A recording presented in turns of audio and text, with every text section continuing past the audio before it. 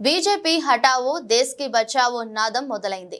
బెజ్జంకిలోనే నని సిపిఐ జాతీయ కార్యవర్గ సభ్యులు చాడా వెంకటరెడ్డి స్పష్టం చేశారు. ఆయన బెజ్జంకిలో గురువారం కాంగ్రెస్ పార్టీ పార్లమెంట్ అభ్యర్థి వెలిచాల రాజేందర్ రావు గెలిపించాలని కోరుతూ పలు వాణిజ్య వ్యాపార సంస్థల యజమాన్యాలను కోరిన అనంతరం మీడియాతో మాట్లాడారు. గత సంవత్సరం క్రితం బెజ్జంకిలోనే ఈ నాదాలు ఇవ్వడం జరిగిందని ఆయన తేల్చి చెప్పారు. బీఆర్ఎస్ పరిపాలన గుండు సున్నాయని, 10 ఏళ్లలో వారు సాధించింది ఏమీ లేదని, నిధులు నియామకాలు ఏవి రాలేదని, యువత నిర్వీర్యమైందని, ఆత్మగౌరవం లేకుండా పోయిందని, ఉద్యోగులను చిన్నచూపు చూశారని, అందుకే ప్రజలు తగిన గుణపాఠం చెప్పారని ఆయన స్పష్టం చేశారు. అమరవీరుల స్తూపం ఆవిష్కరణ కూడా ఏకపక్షంగా నియంతృత్వ ధోరణితో కేసీఆర్ ఆవిష్కరించారని ఆయన తెలిపారు. రాష్ట్ర ముఖ్యమంత్రి రేవంత్ రెడ్డి ప్రభుత్వానికి బలాన్ని ఇవ్వాలని, అందుకొరకే కరీంనగర్ పార్లమెంట్ అభ్యర్థి వెలిచాల రాజేందర్ రావును గెలిపించాలని ఆయన కోరారు.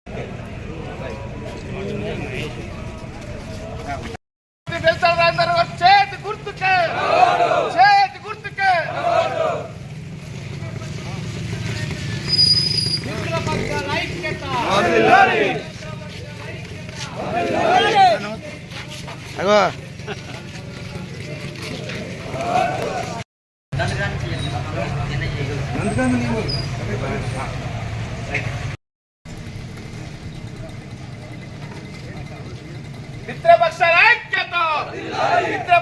ఐక్యత సిపిఐ బలపరిచిన కాంగ్రెస్ అభ్యర్థి రాజేందర్ రావు చేతి గుర్తుకే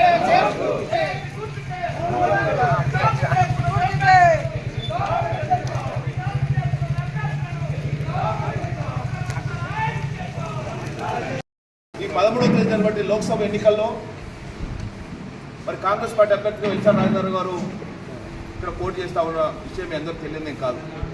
సార్, ప్రధానంగా కమ్యూనిస్ట్ పార్టీ బాధ్యతగా ఈరోజు మరి రాజేందర్ రావు గెలుపాల్సిస్తూ జిల్లా వ్యాప్తంగా ఈ కరీంనగర్ కాన్స్టిట్యూన్సీ మొత్తం లోక్సభ కాన్స్టిట్యూన్సీ పరిధిలో చాలా ముమ్మరంగా కమ్యూనిస్ట్ పార్టీ శ్రేణులు, ప్రజా సంఘాల నాయకులు, కార్యకర్తలు అందరూ కూడా శక్తి వంచన లేకుండా గెలుపు కోసం తీవ్రమైనటువంటి కృషి చేస్తూ ఉన్నారు.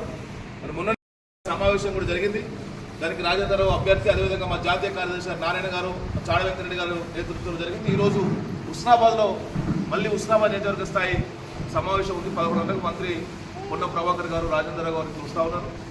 సార్, ప్రధానంగా బీజేపీకి హటావో దేశ్ కో బచావో నినాదం ఇచ్చింది. సిపిఐ పార్టీ గత సంవత్సరం యాత్ర కూడా నిర్వహించింది, బెజ్జంకి మండలంలో నిర్వహించామనే విషయాన్ని ఈ సందర్భంలో గుర్తు చేస్తూ ఉన్నాం. అందుకనే ఇక్కడ అందరూ కూడా ఏదైనా బీజేపీని ఓడించాలి. ఇక టీఆర్ఎస్ అది కూడా 10 ఏళ్ళు చూసినాం మనం. దాని పరిపాలన అంతా గుండుసున్నలాగానే ఉన్నది. వాళ్ళు ఉద్యోగాలు ఇవ్వలేదు, హాలీవుడ్ ఉద్యోగాలు ఇవ్వలేదు. మరి లీకేజీలో 30 లక్షల మంది బాధల్లో పడ్డారు విద్యార్థులు. ఈ గ్రూప్ 3 లీకేజీ వల్ల, పబ్లిక్ సర్వీస్ కమిషన్ లీకేజీల వల్ల, లీకేజీ వల్ల అక్కడ వాళ్ళు ఇవ్వలేదు ఉద్యోగాలు. నీళ్లు రాలేదు, ఆత్మగౌరవ పరిపాలన లేదు, ఉద్యోగంలో పనిచేసిన గుర్తింపు లేదు. అంత పెద్ద అమరవీరుల స్తూపం ప్రారంభిస్తే కనీసం గద్దరడం కూడా విలువదు, మమ్మల్ని కూడా విలువదు, ఎవరో విలువదు. అంటే ఏకపక్షం నియంతృత్వం.